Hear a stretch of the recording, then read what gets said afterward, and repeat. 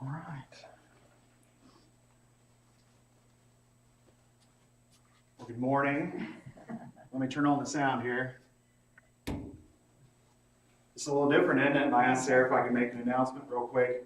A couple of things, actually. They're going to go out in email, so if you get our emails, you'll have this information too. Both are good opportunities. One, I think, is really exciting. We found out yesterday that we were selected to be one of 20 organizations in Tarrant County to distribute funds from an emergency relief fund following up with the winter storm. And so we'll be able to help 50 households, 50 households, with funding if you had broken pipes, roof damage, if you lost food because your power was out for a week, if you had increased utility bills, which I think that's almost every one of us, and then there's even an other category. It is targeted for folks who are among the vulnerable population, so low income. But I encourage you to take a look at the income brackets that are going to be in the email. We want to make sure that folks have every opportunity to apply. Each household will receive $250 if you qualify as part of this emergency relief fund. It's being done by Tarrant County, or United Way of Tarrant County. And I know people are going to ask, well, how in the world did that happen? Because the other organizations are all very large, broad organizations, and we're one of 2 churches that's in that pool of 20. But through my city council stuff, I serve on a steering committee for United Way over in our part of Tarrant County. And a lot of my friends who are a part of United Way, leadership of United Way, have seen the pop-ups that we're doing, the work that we're doing in other parts of the community on social media when I share that stuff. And so they said Bridgewood would be a great addition to get into the East Fort Worth community. So it's a great opportunity. They're in total going to give away $250,000 to help out. And so we're happy just to be that portal, meeting people and helping them. For the church, we're going to leave application open through Sunday. So starting tomorrow through Sunday, if you're a member at Bridgewood, we're going to open that up to you guys for about those 4 days. And then from there, we're going to reach out to our community partners, our folks over here at La Jolla, the apartments that we helped after the winter storm. We're going to work with TJ across the street at Big Boys to see who he knows who needs some help and reach out that way. So just again, a great opportunity. Several years ago, we realized, when we were talking to folks in the community, we're better known as the church that's across the street from Whataburger than for anything else. And so we set out to change that. And I believe we're really heading in the right direction. The door opened with Read to Win, and then it moved on to Teen Life and Academy Forward. Now we're doing the pop-ups and the garden. I believe that we're known now as a church that's here to help the community by lending a helping hand, showing people how much we care, showing them, reflecting the love of Christ, but also sharing that message of salvation and hope with them. So that's that. And then the other thing that came across my desk this morning, I know everybody has a different perspective on the COVID vaccine. I'm not here to debate that. But if you are wanting to try and get the vaccine, right down here at the Hanley Meadowbrook Community Center, there's going to be a vaccine clinic tomorrow, Wednesday, March 24th, from 8 a.m. to 5 p.m., and there's no sign up. If you signed up in Tarrant County, you know the wait list in Tarrant County is over 300,000 people right now. And so there's going to be 1,000 vaccines over here at the Meadowbrook Community Center. I'm going to leave these flyers right here if you want to pick one up and see more about it. We just want to make sure that folks have that opportunity to know about it if that's something you're interested in. Thank you. Go, Ruby. Are they giving the number 2 vaccine? I mean, the number 2. That was a question I had too, and I didn't see on here whether they were doing the Johnson & Johnson, which is a 1-shot, or the Moderna and the Pfizer. If you've already had the first one. I would imagine this is first shot only. Okay. My guess. Although my understanding is the first shot and second shot are the same thing. Yes, I know. But yeah, I believe this is first shot only, and then you'll follow up where you got your shot before for the second one. Okay. My best guess, at least. Okay. Yeah. All right. Thank y'all very much. Have a good class.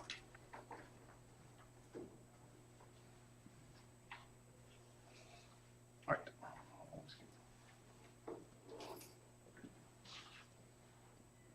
Good morning again. I'm I'm losing everything. Okay, let's look at our list. Excuse me.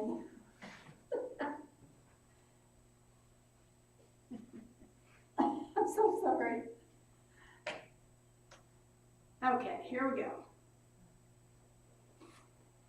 Ted Nolan is in the hospital due to infection and other issues.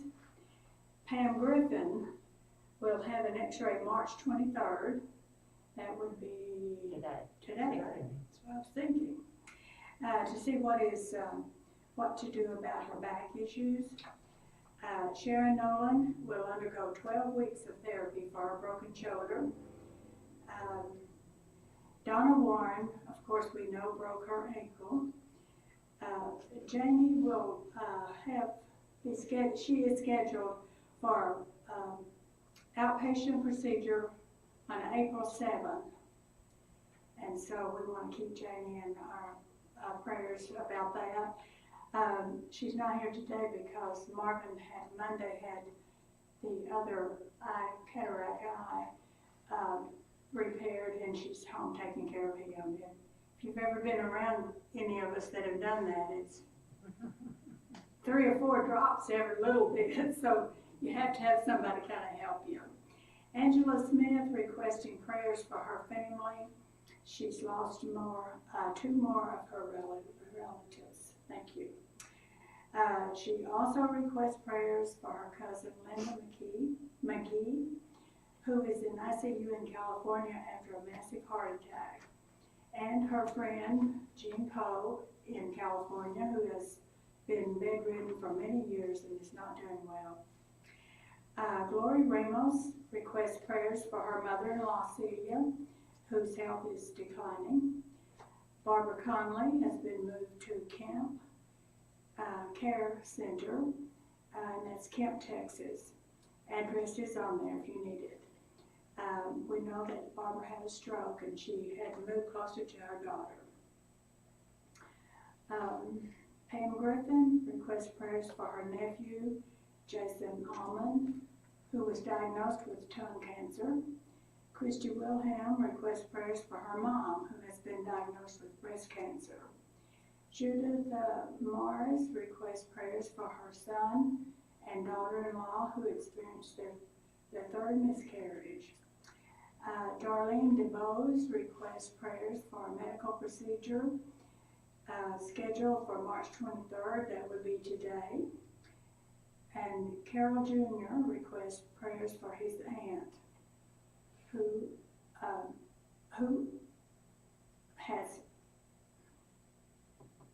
has lost her mom and husband. Undergoing chemotherapy and radiation is Jacob McGacky's teacher, Sarah Green. Again, our list at the top is much longer than the one at the bottom. And it's usually the other way around, but we've got some concerns right now. Coming up, Bridgewood Ladies' Day. This is going to be exciting, I'm sure. It's going to be good for Bridgewood right now. We need this to help kind of pump us up. Saturday, May 15th from 10 a.m. to 1 p.m. And that may be changed to 9 or 9:30. Okay. You know, Okay. Several of us were meeting together about that. Okay. So I don't know. Well, we'll show up at 9 or 9:30, I'm sure. For more information, see Pam Harris or Patricia Isidore. Our prayer today is going to be said by Susie, and our songs with Jean Coffey. Glad to see you here, Jean, too. Is there anything else that anyone has? Okay.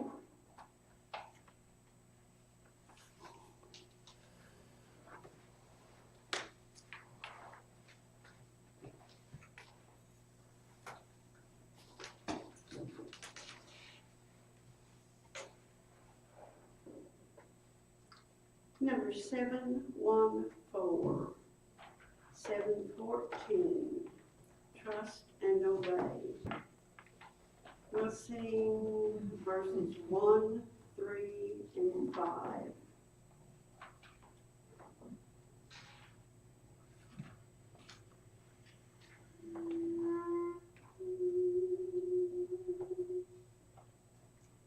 When we walk with the Lord in the light of His word, what a glory He sheds on our way. While we do His good will, He abides with us still, and with all who will trust and obey. Trust and obey, for there's no other way to be happy in Jesus, but to trust and obey. Not a burden we bear, not a sorrow we share, but our knowledge doth richly repay. Not a grief nor a loss, not a frown nor a cross, but His blessed if we trust and obey.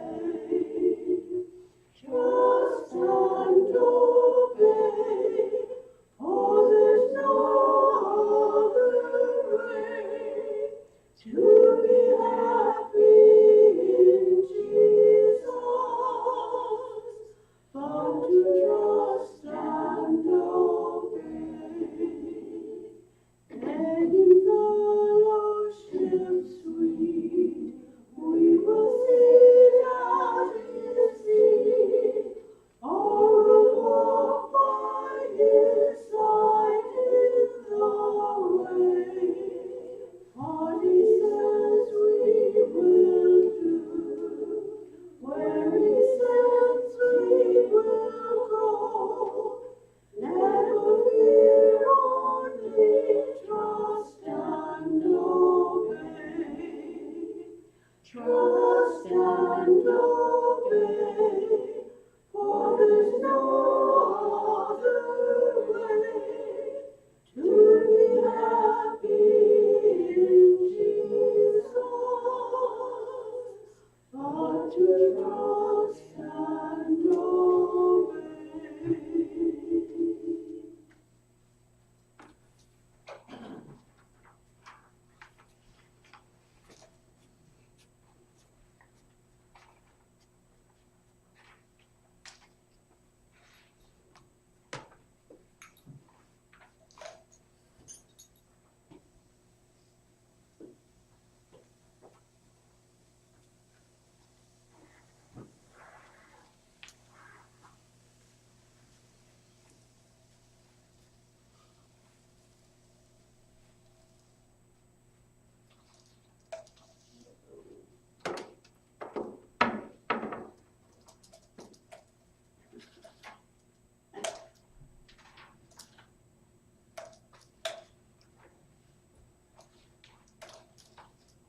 I'm back here.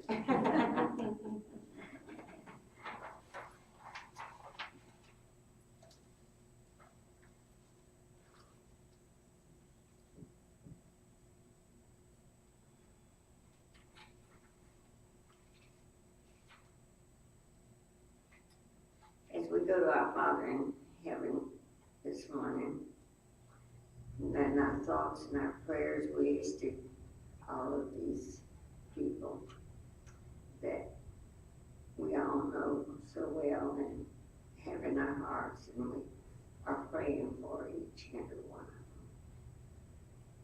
them. And Judy Schultz also, because she's not on here, but she's having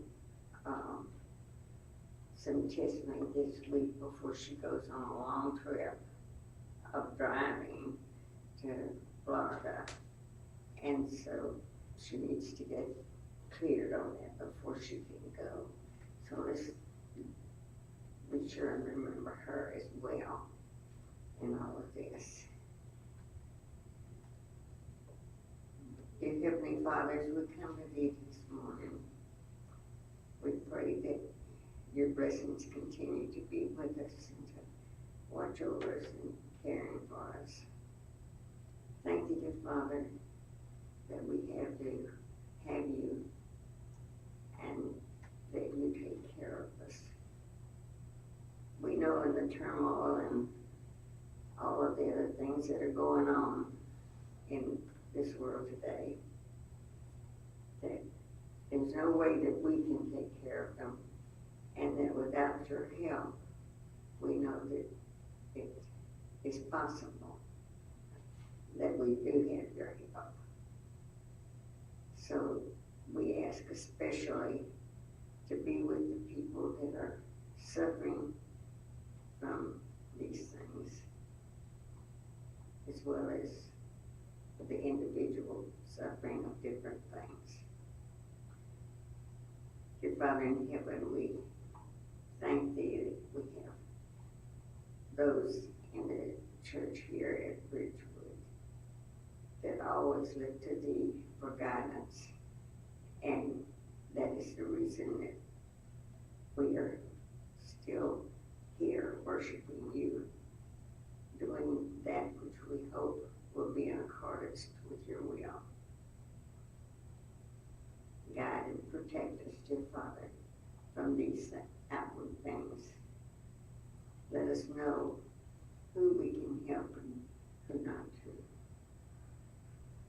Dear Father, thank you for all our blessings, and there are so many. Now we ask thee for this beautiful day to continue, and that we can enjoy it to the fullest, and know that your arms are around us. We love thee, and thank you with all our heart, all things and all blessings. In Jesus' name we pray. Amen.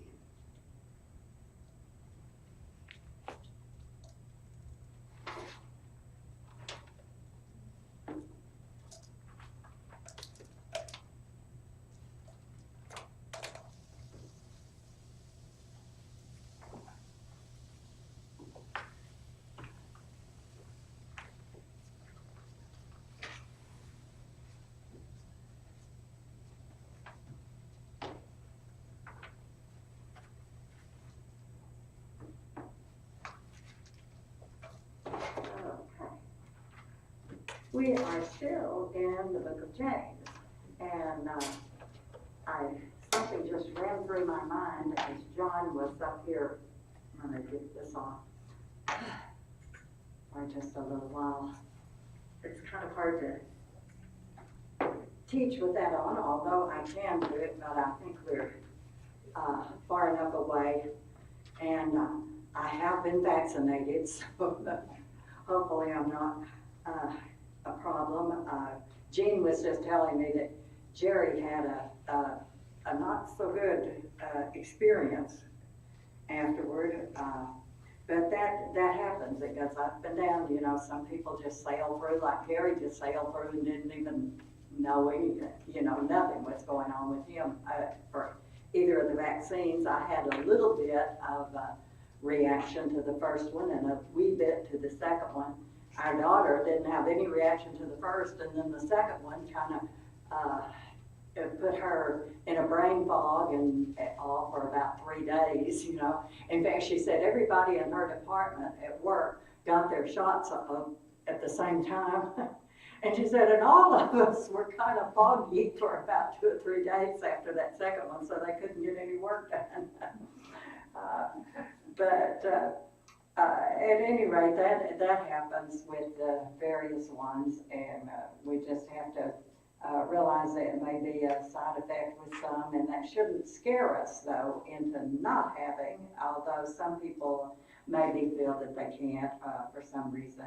But this sounds like a good opportunity there if you've had trouble getting on the list and everything. One thing that I did think about while John was up here is something that we discussed a little bit. That's actually on page 43, and we're going to be talking about the concept of doing, the relationship of faith and works. But on page 43 in Brother Carmen's book, he mentions this, and I referred to it at the time, right at the top where he's discussing the words here, that the emphasis now switches from hearing to doing. It is much easier to hear than to do. The word doer means a poet, creative performance, a maker of anything, like quilts and other things that we make. It carries the idea of using our mind to creatively come up with ways to do the things God would like for us to do.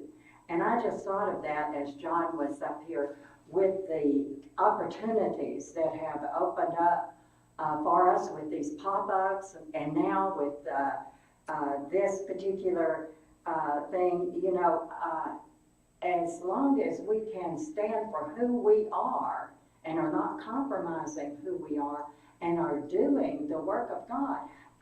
And like I mentioned, and James and Lori were here Sunday, and they're ones that had volunteered some other land for a community garden over I think it's on the other side of the freeway. But they saw what we were doing and wanted to help in that way. And they were here last Sunday, and I hope several of you got to meet them. I was able to meet with them and visit with them a while. I think Pam Harris told me that she is a retired teacher and that she was Teacher of the Year at her school, and I've forgotten all of that. But I just think that's important to let's be thinking of ways. Let's be creating ways that we can reach out and that we can help others to see that we care, and then also that we care about not just their physical situation, but their spiritual situation. Now, we are today in chapter 6, and I was hoping to get through 6 and 7 today. In fact, I told Gary, I said, we're doing faith and works, and I said, Brother Carmen has 2 chapters on it. And he said, well, my first venture into preaching was a 15-minute devotional on faith and works. He said, I got it all covered in 15 minutes. Well, I didn't exactly get it all covered in 15 minutes. He did later expand that into about a 30-minute sermon, and the church where he preached that wanted to hire him, but one of them said he may just have one sermon, and that was right. He just had that one, but brings back some fond memories with that. But with the relationship of faith and works, and I think, first of all, we may just go down to verse 20 in our reading and read verses 14 through 20 for today. What does it profit, my brethren, if someone says he has faith and does not have works? Can faith save him? If a brother or sister is naked and destitute of daily food, and one of you says, depart in peace, be warmed and filled, but you do not give them the things which are needed for the body, what does it profit? Thus also faith by itself, if it does not have works, is dead. But someone will say, you have faith and I have works. Show me your faith without your works, and I will show you my faith by my works. You believe there is one God, you do well. Even the demons believe and tremble. So here in James 2 and verse 14, as Brother Carmen has it noted here, what good is it if someone says he has faith and does not have works? That is, And people do this even today, try to separate faith from obedience, or faith from works of obedience. And he's going to note here, my throat is dry. Sorry about that. But he says, first let us define works, and then we're going to define faith. And he says the Greek word that's defined as work means deed, the result or object of employment, that which is brought into being or accompanied by the labor, that which is wrought, like, Mamie can say this quilt is a work of her art, of her doing. When I used to sew, I could say, well, this suit that I made is a work of mine.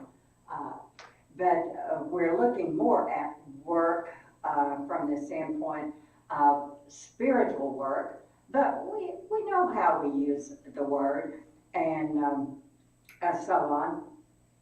But faith is one of those things that sometimes we don't understand, or out here, at least in the religious world, we don't understand.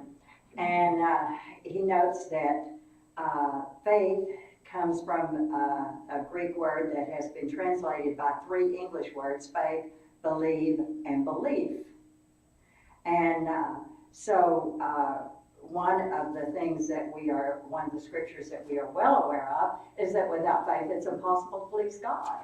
I mean, that's the basic, the first step, you might say, in being pleasing to God is you have to believe that He is, and that He will reward those who diligently seek Him.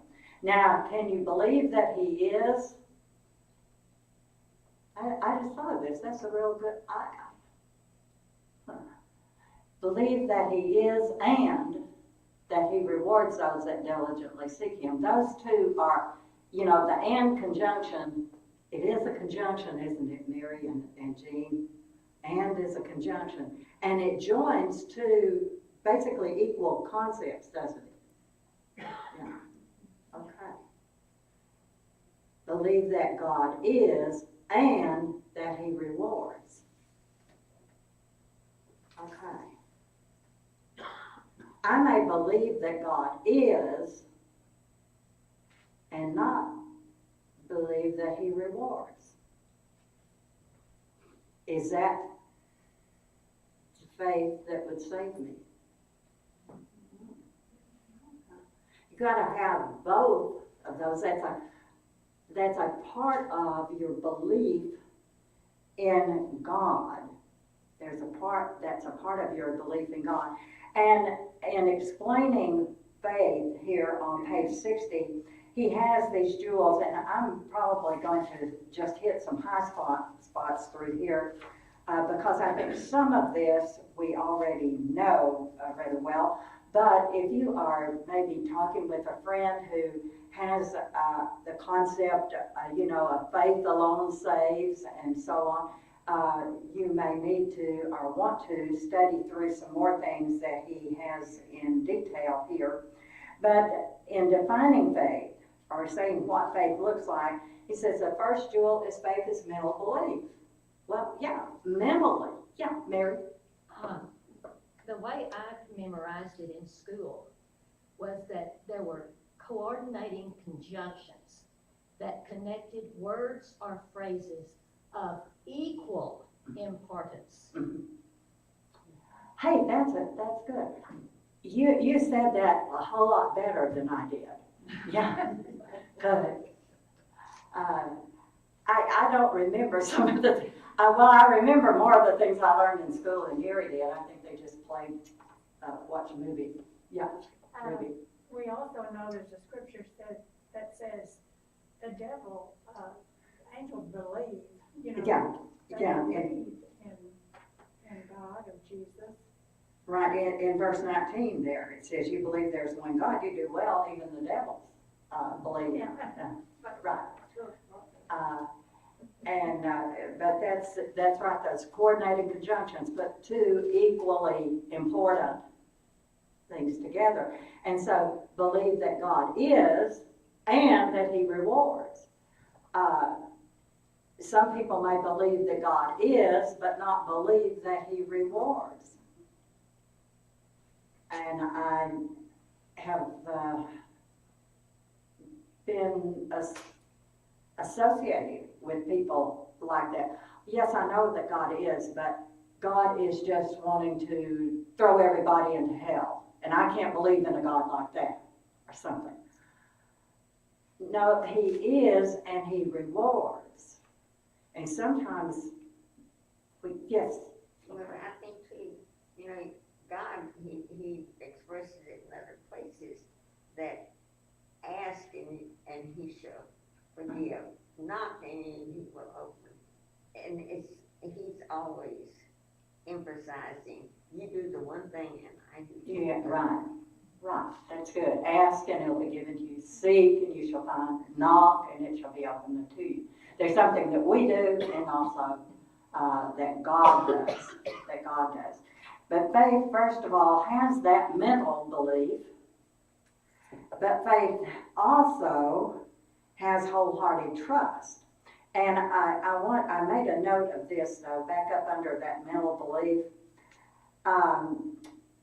Brother Carmen has down here, read 1 Corinthians 15, 1 through 58 to gain some excellent information on the importance of the resurrection of Jesus to those of us who believe. And, you know, we have studied that. Many of you are really familiar with that chapter where Paul says, basically, if Jesus has not been raised, we're of all men most miserable. And he also points out the evidence. You know, that's another thing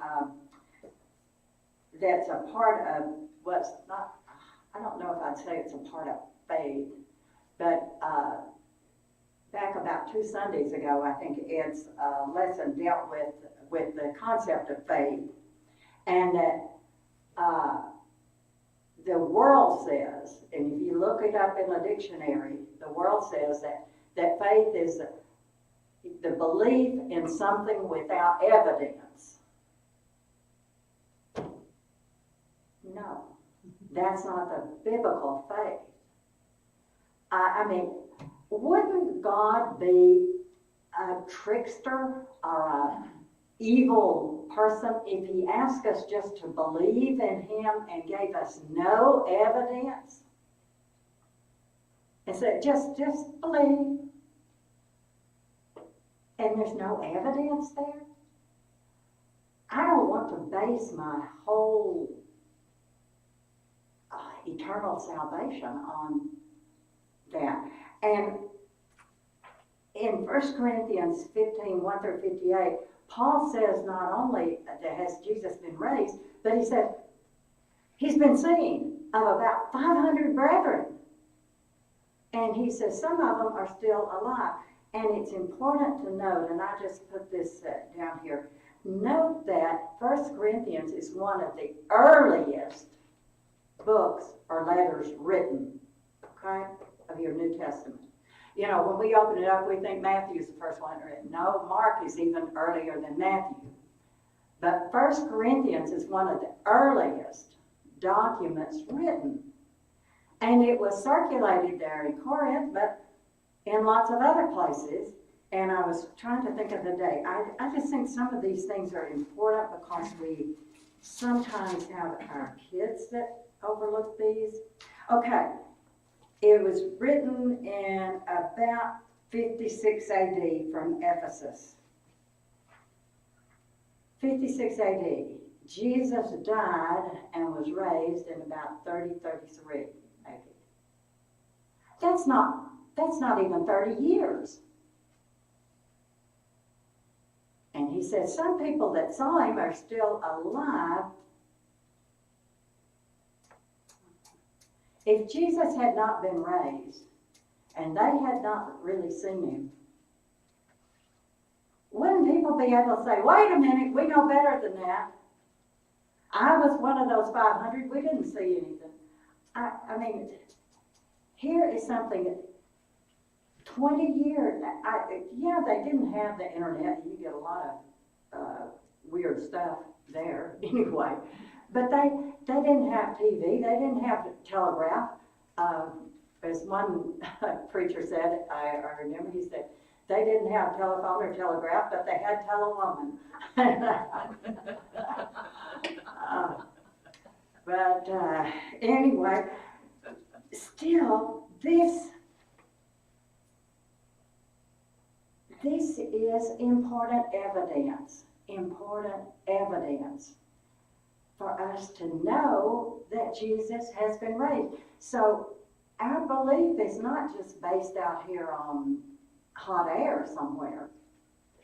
And we need, I think sometimes we understand that, but we may have trouble communicating that to maybe younger people.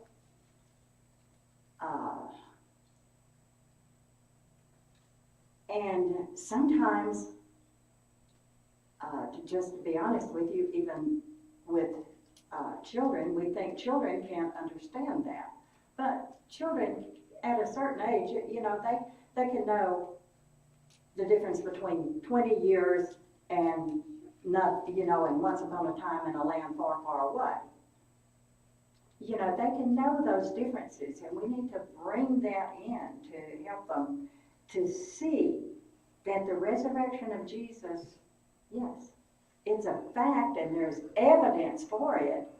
And God wouldn't ask us to believe without that evidence. So it's not just mental assent or a mental belief, but it is also substantiated with evidence. And then if that mental belief is substantiated with evidence, then wholehearted trust would come right along with it, wouldn't it? If I believe based on the evidence, then I trust. You know, and I've heard this illustration, and I'm sure some of you have too. You know, when a child is real small and maybe dad's like tossing them up in the air and then catching them. Well, dad does that so many times. Is the baby scared half to death that God is, that his father is not going to catch him? Because he's caught him every time. He has evidence that he can trust. Then when dad tells him other things that are true or right or good to do, you see, it builds up that trust, that trust with him.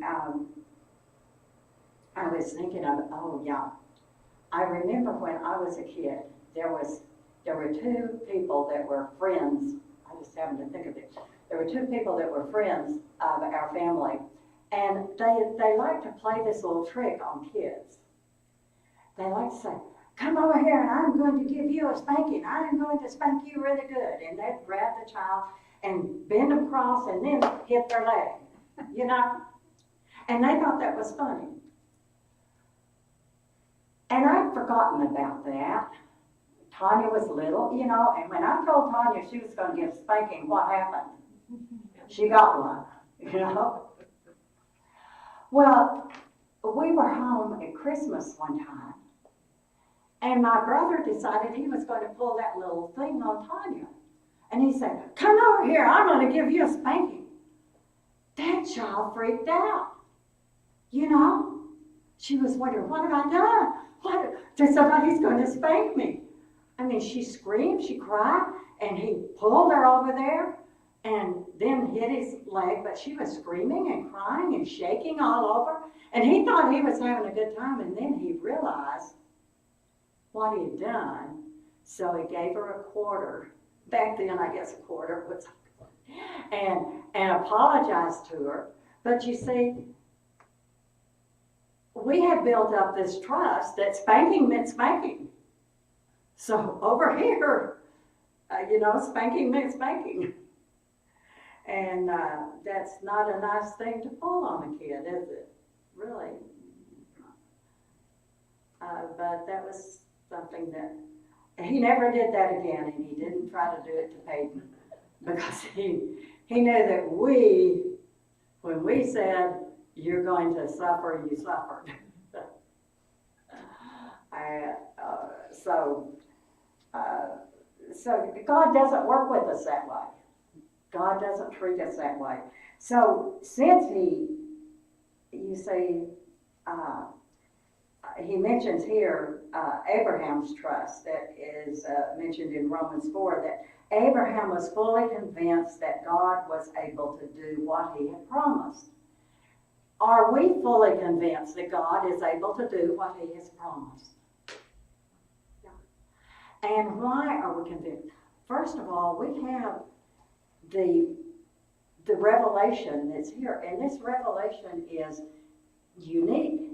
It's different from any other book that's out there that's called a holy book, and it gives us evidence that God is and that he rewards those who seek him. And also, we see the heavens declare the glory of God. The firmament shows his handiwork.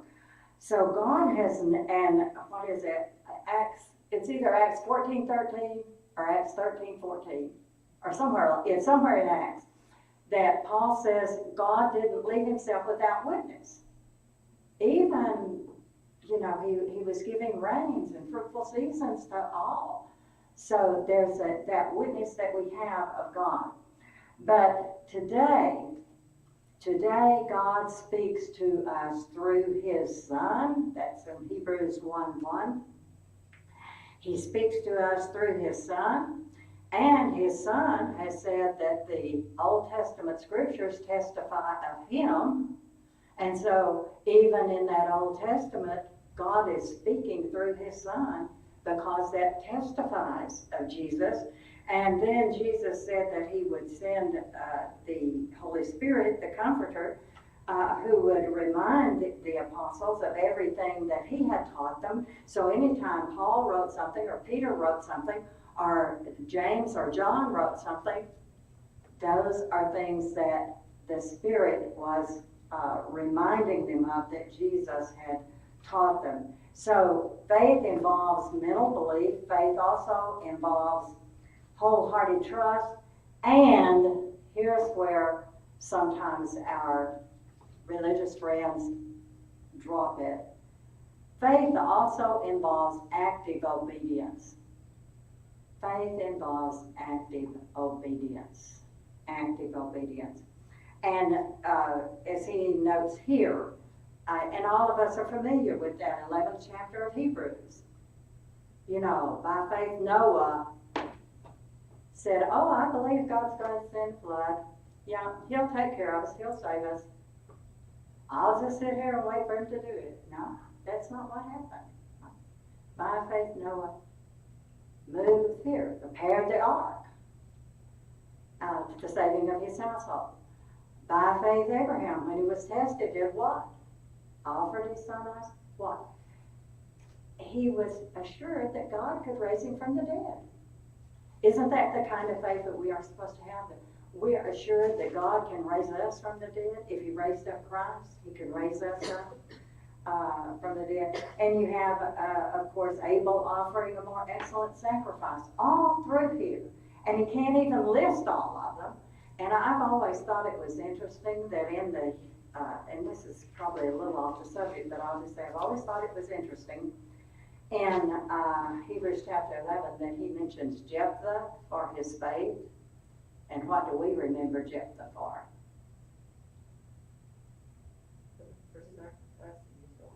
Yeah, we remember him for that stupid vow, don't we? Huh? Maybe we ought to remember him like God remembers him. Now, did he make that vow? Yeah. Was that a smart thing to do? No. But there's more to his life than that. So the third jewel, active obedience. So faith then is made up of mental acceptance and wholehearted trust and active obedience. Now, on pages 62 and 63 and 64, along in there, he is looking at the works that Paul talks about that don't save us, and the works that James talks about that do save us.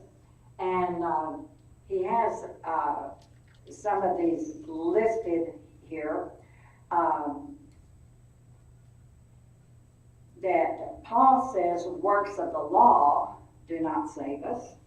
And so there are, I was just going to jot this down here, but there are three kinds of works that are mentioned here. There are works of the law, and there are works of merit, boastful works, and then there are works of obedience.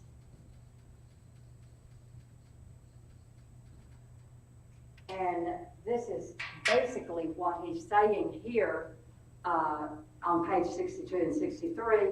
Works of the law do not save us. And Paul in the book of Romans talks about the works of the law and how those works cannot and do not save.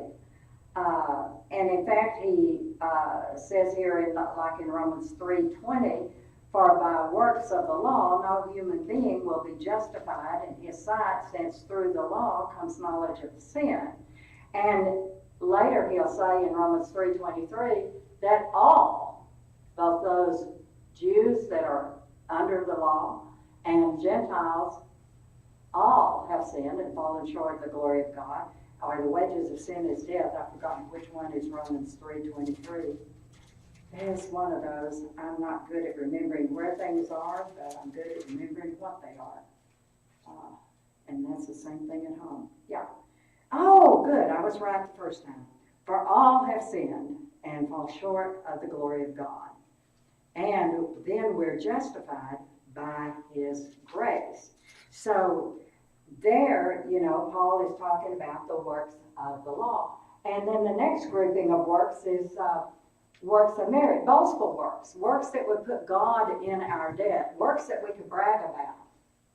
Well, I did more this week than you did.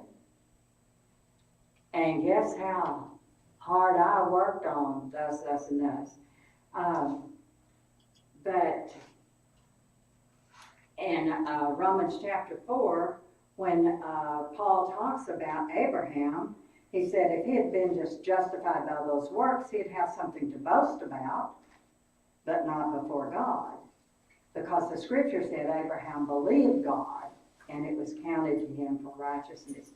You see, if prideful works to boast about, but Abraham did what God said, but he did what God said based on his belief and trust in God, and that God would reward those who diligently seek him.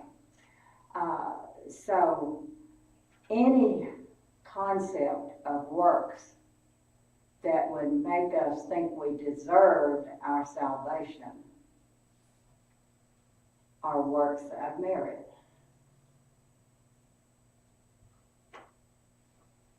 The law of Moses was not in effect when Abraham was called.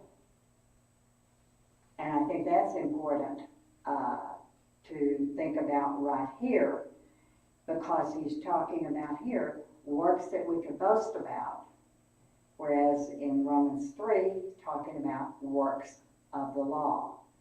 So both kinds of works can't save us. And there's a danger of pride. There's a danger of pride in thinking that. And I was going to think of this also when I looked at this, but he has this, sometimes he and I think on the same line, okay? But in Luke 17:10, Jesus said, when you've done everything that you were commanded to do, you say, we are unworthy servants, we have only done what was our duty. When you've done everything, you've only done your duty. You see, God deserves complete 100% obedience. That's what he deserves because of who he is. Can you or I give him complete 100% obedience? Who did give him complete 100% obedience when he was in the flesh? Christ did. And that's when John and Paul both say then that Jesus is our propitiation. And that propitiation is the concept of something extra to bridge that broken relationship. I didn't have anything extra to give. Did you have anything extra to give? Jesus gave the extra. He bridged the gap. And so we're saved then by grace. Ephesians 2:8-10. Saved by grace through faith. Saved by grace, not of works, lest we boast about it. Saved by grace. And we are also saved by grace through faith in order to do good works. Because in Ephesians 2:10, he says, for we are God's workmanship, created in Christ for good works, which God prepared beforehand that we should walk in him. So God intended for us to do good works.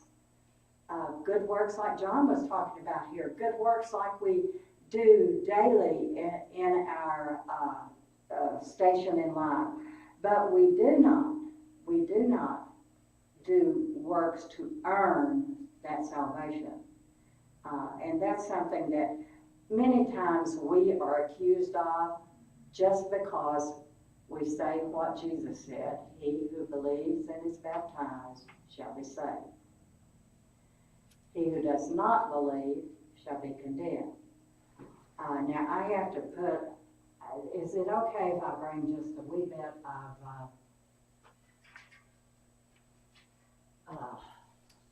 oh dear, that's not one thing. Maybe this will come down. If it doesn't, boy, these are so hard to erase. And maybe this will help. At school, I sometimes, yeah, and I guess, but they're so hard to erase there. And sometimes I would ask a student to erase the board to save my time. But Jesus said, he who believes and is baptized shall be saved. Okay? Then he said, if you don't believe, I'm going to use that for don't, is that okay? If you don't believe, you're condemned. Now, and I've heard people say this, and you may have heard it too. Well, he didn't say if you don't believe and are not baptized, you'll be condemned, so baptism's not important. Here we don't understand something. It's a little thing called De Morgan's Law, but you don't have to remember that. But if I'm going to take belief and baptism, and if I'm going to negate the whole thing, what comes out of there is not belief, or, is or different from man? Yes. Or not baptism. And that is the basic law of reasoning. So, did Jesus need to say, not believe and not baptized? And which one would make more sense when he's saying, he that is not baptized will be condemned? Would that make very much sense? But he who does not believe, makes a little more sense. But I had to tell you that. Because sometimes, and I have friends who are good math teachers and who know this logic, but they won't apply it to this verse. And that's always kind of amazed me, that they, somehow it doesn't apply there. Yes, it does. You know, because God said, come, let us reason together. You know, he wants us to understand these things. But that was just a side thing that I happened to think of right there. But we are saved by grace. And in fact, Paul even says, I think somewhere in Ephesians, I've forgotten where it is, but I know it's in Ephesians, probably either chapter 2 or chapter 3, that, I think it's in chapter 3, that, and unto me was this grace given, where is it?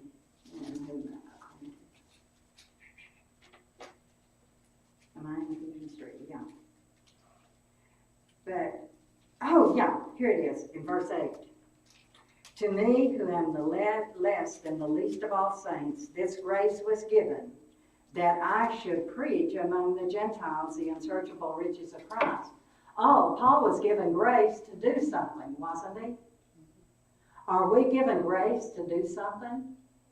Yeah. We too are given grace to do something.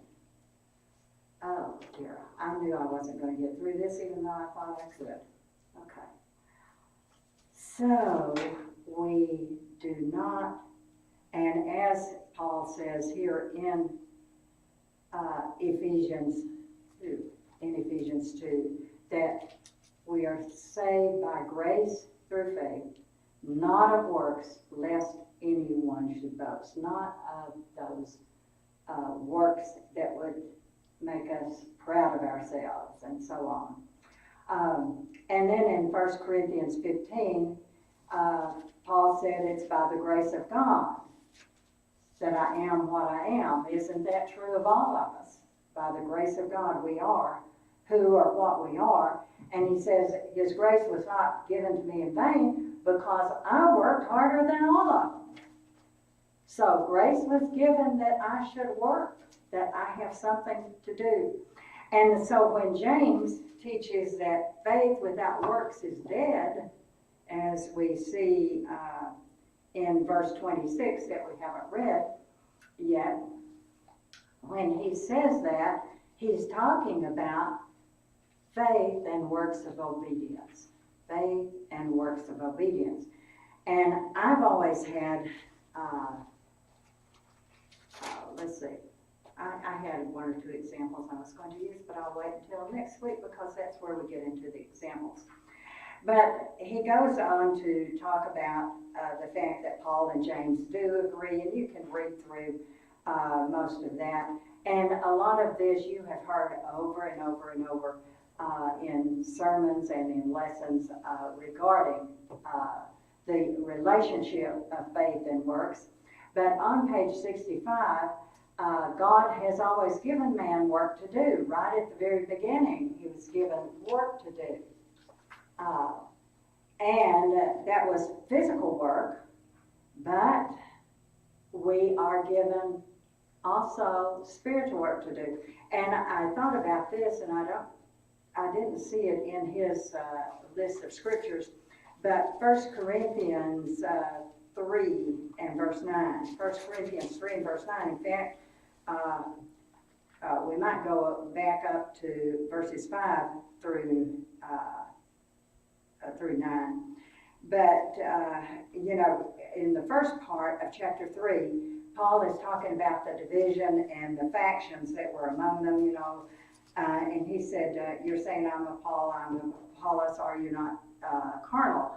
And then he says in verse 5, who is Paul and who is Apollos, but ministers or servants through whom you believed, as the Lord gave to each one. I planted, Apollos watered, but God gave the increase. So then neither he who plants is anything, nor he who waters, but God who gives the increase. Now he who plants and he who waters are one, and each one will receive his own reward according to his own labor. For we are God's fellow workers. And you are God's field, and you are God's building. So we work together with God. And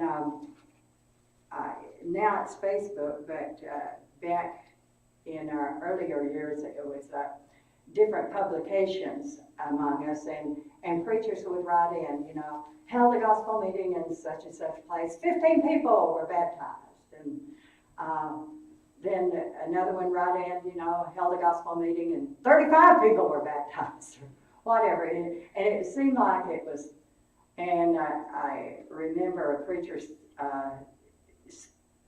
talking about that one time, and he said, wouldn't it have been interesting if Jesus had written in from John chapter 6, preached a sermon to over 5,000 people. When I finished, only 12 were left. Dismissed them all. But sometimes we measure success in worldly terms, don't we? But we are God's fellow workers.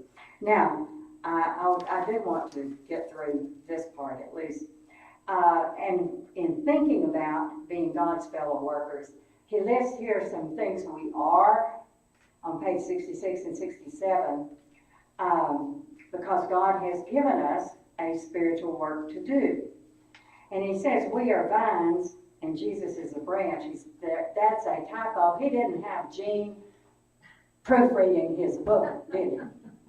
You would have caught that. She catches when a quotation mark is turned backwards. I think God just gave her that ability. Then she also has a big computer screen which helps, but still. So we are branches, and Jesus is the vine. We are branches, and Jesus is the vine, because that's what he said. I'm the vine, you are the branches connected to that vine. And the vine is supposed to, it gives nourishment so that the branches can do what? Bear the fruit. Bear the fruit. We're also, as he uses the concept here, olive branches. Those of us in particular who are Gentiles are olive branches who were grafted into the olive tree. We're like that. But what are we there for? Again, to bear fruit. So there's something for us to do. And then we are Christian soldiers, as 2 Timothy 2, 3, and 4, and also in Ephesians 6. We put on the whole armor of God and we stand. There's a warfare out there. And we're also athletes. He mentions that also in 2 Timothy 2, but in 1 Corinthians 9, Paul mentions the athletic contest and talks about how the athletes train and so on. So we are athletes and we have to compete according to the rules, and we have to stay in there in order to, and then he says, and this one I didn't like, we are farmers. That's okay. But the farmer had to do some work for the crops to grow, didn't he? But we are bearing spiritual fruit. We are fighting in a spiritual warfare. We are athletes running in a contest where everyone who crosses that finish line will receive the crown of life. And we are those who plant and water. And sometimes God may give the increase and we don't even know about it, but we were the ones who planted or who watered. And then later, sometimes God gives the increase. Well, I was going to do that. I have to tell Gary I'm just not as good as he is, because I was going to finish this thing up, and I didn't. But we'll get into chapter 7 then on saving faith. And again, I recommend that you go back and read some of this, especially if it's still a little confusing to you in regard to the various kinds of work that Paul and James are talking about. Because, and I've got some other examples that I will use next time. in addition to the ones that, that James will use. And I do appreciate your comments, and it's 11:05. One of these days. You had to start a little bit late. Well, that's right. John took up about 5 minutes, that's it.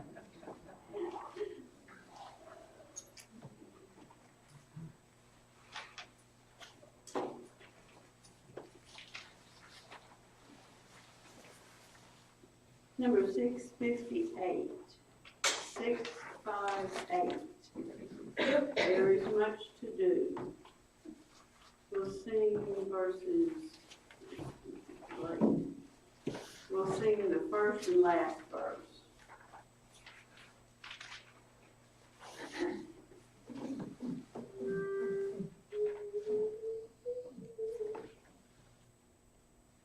There is much to do, there's work on every hand. Hark the cry for help comes ringing through the land. Jesus calls for reapers, I must act in thee. What from thou, Master, here am I, send me. Here am I, Lord, send me.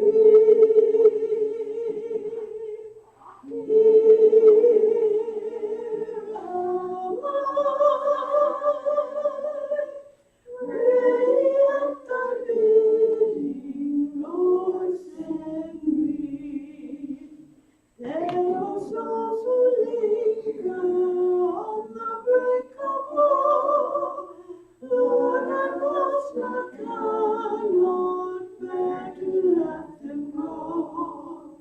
Let me go and tell them, brother, turn and flee. Master, I would save them.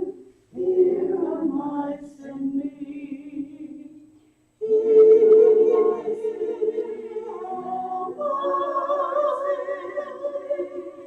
Lord, send me.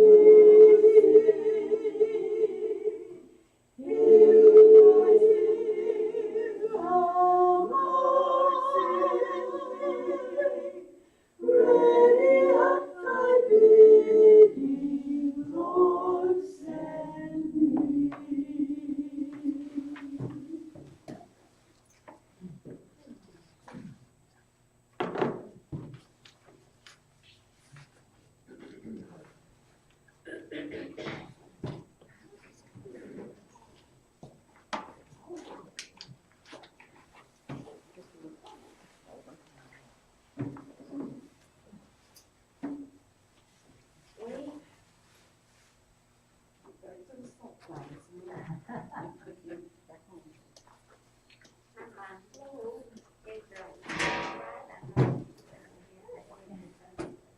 We didn't have this stuff at school.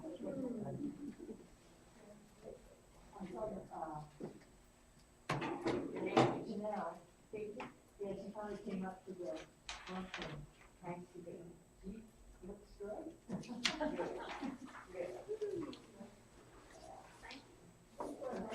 The hair's a little bit longer, curls, yeah, might look like you double picture. She made such a change when we put Sandra on leaves. Oh, boy. I was the one that encouraged her to come on and do it. I mean, you know, she was fresh about it, so now they, you know, understand that. Just sit there and say, yeah. Oh, there's one of my. You want to go out and sit in the chairs? Oh, I need to leave them. Oh, okay.